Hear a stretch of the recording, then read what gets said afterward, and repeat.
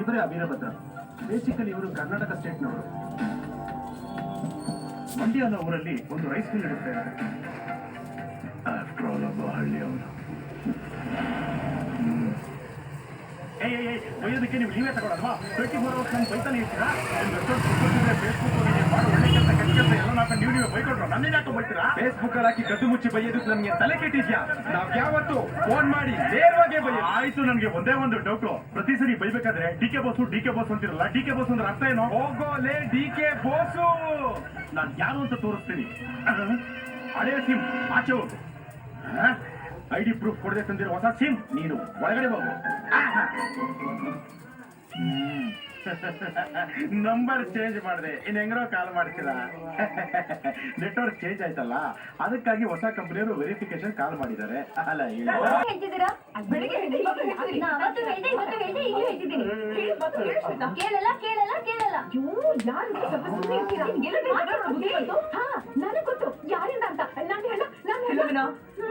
ನಾನೇ ಒಳಗೆ ಹೋಗ್ತೀನಿ ಬಿಡಿ. ತೊಳಗ್ತೀನಿ ಬಿಡಿ.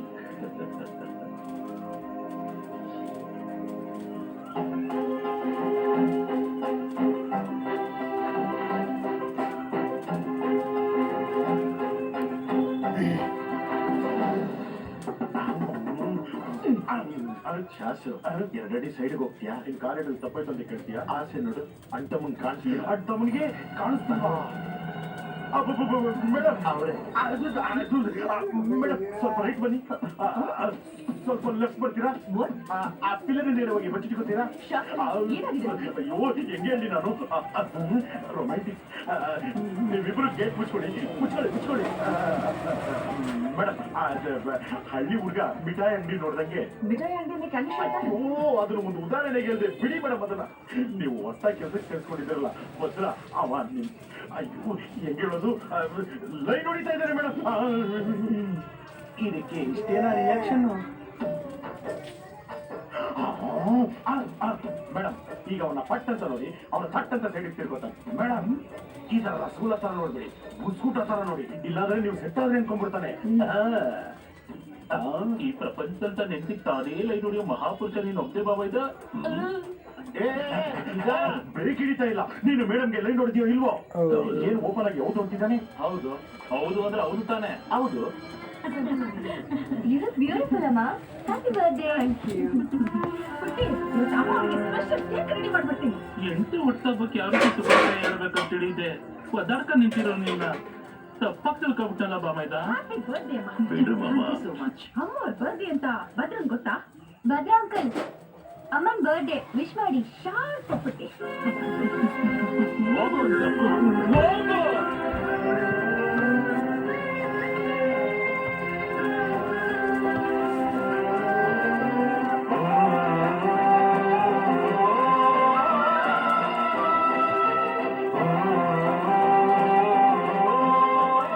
ನಾನು ಯಾವಾಗಲೆಲ್ಲ ನಿಮ್ಗೆ ತಪ್ಕೋಬೇಕು ಅಂತ ಅನ್ಸುತ್ತೋ ಆವಾಗಲೆಲ್ಲ ನಾನು ನಿಮಗೆ ಕೈ ಕೊಡ್ತೀನಿ. ನಾನು ನಿಮಗೆ ಕೈ ಕೊಟ್ರೆ ಅದು ಬಗ್ಗೆ ತಪ್ಕೊಂಡಂಗೆ. ಹುಟ್ಟುಹಬ್ಬದ ಶುಭಾಶಯಗಳು ನಿರಂಜನ್. ಮೇಡಮ್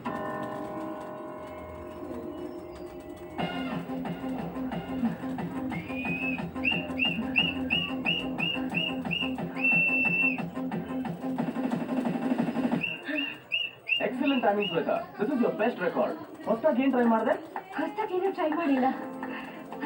ಭದ್ರ ಅಂಕಲ್, ಹೇಳಮ್ಮ. ನೀವು ಸೂಪರ್ ಆಗಿ ಎನ್ಕರೇಜ್ ಮಾಡ್ತೀರಾ. ಇದೇ ತರ ಬೈಲಲ್ಲಿ ಎನ್ಕರೇಜ್ ಮಾಡ್ಬೇಕು. ಓಕೆ? ಅದಕ್ಕೆನಮ್ಮ, ಇದಕ್ಕಿಂತ 10 ಪಟ್ಟು ಬೇಕಾದ್ರೆ ಮಾಡೋಣ. ಥ್ಯಾಂಕ್ಸ್. Everyone's waiting. ನನ್ನೇನೆ ಹೇಳಿದ ಬರ್ಡೇ ಪಾರ್ಟಿ ಇದೆ ಅಂತ ಹೇಳ್ತಾ. ನನ್ನ ಮಾತು ಕೇಳಿಸ್ತಾ? I told you. I told you not to go. Birthday ಪಾರ್ಟಿಗೆ ಹೋಗೋ ಅವಶ್ಯಕತೆ ಇಲ್ಲ. Come back. But ಅವಳು ನನ್ನ ಬೆಸ್ಟ್ ಫ್ರೆಂಡ್ ಮಾ. Please understand. ಕೇಕ್ ಕಟ್ ಮಾಡ್ತಾ wait ಮಾಡ್ತಿರ್ತಾಳೆ. That's why. I won't say it again, Shweta. I want you back home at 7. Mama, please. Just again. ಏನಾಯ್ತಮ್ಮ? ನನ್ನ ಫ್ರೆಂಡ್ ಬರ್ಡೇ ಪಾರ್ಟಿ ಥೀಮ್ ಪಾರ್ಕಲ್ಲಿ ನಡೀತಿದೆ. ಅಮ್ಮ ಹೋಗಬೇಡ ಅಂತ ಹೇಳಿದ್ರು. ಅದಕ್ಕೆ ಅಮ್ಮಂಗೂ ನನಗೂ ರಾತ್ರಿ ಎಲ್ಲ ಜಗಳ. ಎಷ್ಟೊಂದು ಕೇಳಿ ನೋಡ್ರೆ ಬಿಡ್ತಾ ಇಲ್ಲ. ಗೊತ್ತಾದ್ರೆ ಬೈತಾರೆ. ನಾನು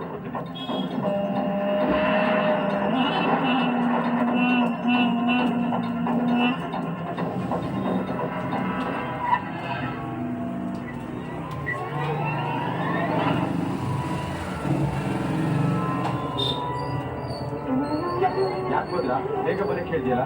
ಹೇಳ್ತೀನಿ.